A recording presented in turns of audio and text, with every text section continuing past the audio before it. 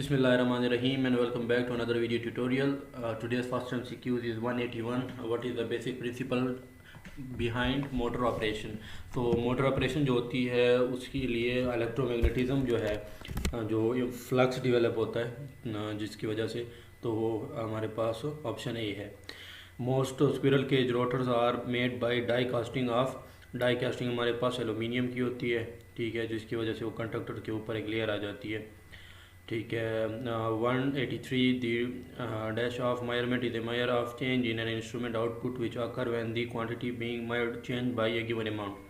Like अगर आप multiple measurements लेते हैं और उसमें वैल्यूज़ चेंज आ रही है तो क्या वजह होती है, वो जो है उसकी सेंसिटिविटी होती है, ठीक है, कि वो विद टाइम जो है उसमें थोड़ी थोड़ी चेंज आती है. जब आप मेजर करते हैं तो आपको वैल्यूज़ डिफरेंट आती हैं, ठीक है. अगर बहुत ज़्यादा आ रही है तो वो फिर आपकी मेजरमेंट लाइक एक्यूरेट नहीं है, ठीक है. और अगर मतलब डिफ्लेक्ट होकर डिफरेंट पोजीशंस पे आ रही हैं तो फिर वो प्रिसाइज नहीं ले पा रहे आप. 184 transform voltage from high to low and reverse and perform any of several other important functions.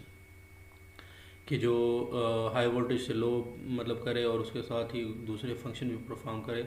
तो ये ग्रिड नहीं है, स्विच यार्ड भी नहीं है, क्योंकि ग्रिड में आपकी जो है जस्ट जो है स्टेप डाउन की जाती है वोल्टेज हाई से लो.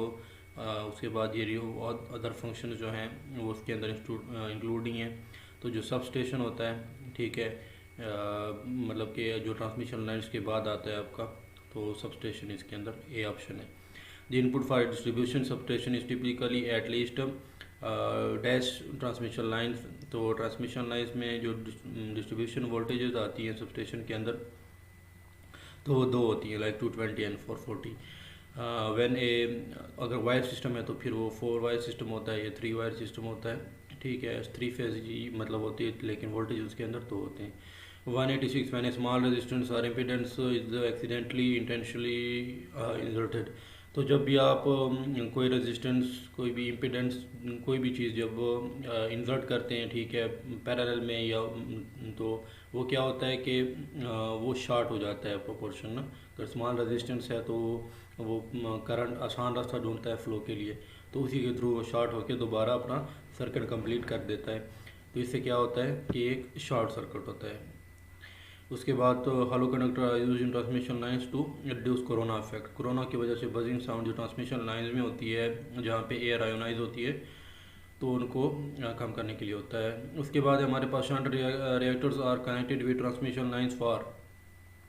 तो जो शंट रिएक्टर्स होते हैं हमारे पास वो उनकी ट्रांसमिशंस के लिए हमारे पास वो इसलिए यूज़ होते हैं ताकि रिएक्टिव पावर को ऑब्जर्व कर पाएँ, observing reactive power. In DC machine what is the angle between rotor and stator field. तो रोटर और स्टेटर फील्ड के बीच में 90 एंगल होना चाहिए, ठीक है. What is the which of the following motor has highest torque. तो हमारे पास maximum torque DC series motor का होता है, ठीक है. और उसको ना बग़ैर लोड के भी हम चला नहीं सकते, क्योंकि इसका जो मतलब टॉर्क होता है काफ़ी ज़्यादा होता है, तो वो डैमेज कर देता है. तो हमारे पास motor that should not be operated with load removed. तो लोड रिमूव ना हो, जिस पे विदाउट लोड नहीं चला सकते, तो कौन सी है सीरीज़ मोटर है हमारे पास DC. The process of conversion of AC to DC is called rectification. Diode से होती है. The region of operation of transistor is dash if emitter junction is forward biased and collector bias is forward biased. हमारे पास saturation cut हमारे पास जो है ये active region में होता है जब हमारे पास फॉरवर्ड बियास में मीटर बेस का हो और कलेक्टर बेस का जो है वो हमारे पास रिवर्स में हो. If no, when no signal input a bipolar transistor would have at least IC.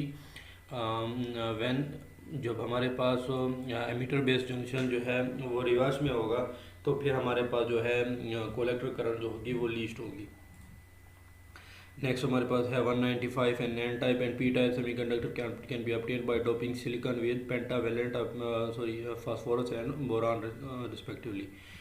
The form factor in reference to alternative current waveform represent जो वेव फॉर्म फैक्टर होता है हमारे पास, ये साइज़ और मतलब कि इंस्टॉलेशन वगैरह उनकी ट्रांसमिशन रिलाइज में भी मतलब इसकी जो है एक रेशो है जिसकी जो यूटिलाइजेशन है वो काफ़ी ज़्यादा है। तो ये काफ़ी इंपॉर्टेंट MCQs है जिसका है कि आपका RMS value to the average value जो है इसका आंसर है, उसके दरमियान जो रेशियो है उसके हम फॉर्म फैक्टर कहते हैं। Power factor of magnetising component of a transformer, जो पावर फैक्टर होता है मैग्नेटाइजिंग कंपोनेंट का, मैग्नेटाइजिंग कंपोनेंट इसमें कोई भी ऐसा नहीं होता तो फॉर्म फैक्टर भी उसका ज़ीरो होता है। If the horizontal and vertical component of sorry वो फ्रिक्शनल कंपोनेंट कोई नहीं होता उसमें ट्रांसफार्मर में, और इसमें जो है मैग्नेटाइजिंग कंपोनेंट का जैसे ज़ीरो होता है। उसके बाद if the horizontal and vertical component of earth magnetic field are equal to the angle of dip is 45 degree. 199 the dash field last as long as current is flowing. जो हमें बताया कि इलेक्ट्रिकल और जो मैग्नेटिक है, ठीक है, तो दोनों वो पेरेंट फील्ड्स हैं एक दूसरे की। जो मैग्नेटिक फील्ड होती है तो फिर इलेक्ट्रिकल जनरेट होती है, और जहाँ पे इलेक्ट्रिकल होती है तो मैग्नेटिक जनरेट होती है। यहाँ पे करंट है तो मतलब इलेक्ट्रिकल पहले से है तो मैग्नेटिक है। Waves which do not require material medium for their propagation is called electromagnetic waves. तो ये आज की 20 MCQs से इंशाल्लाह we will continue further. Thank you very much.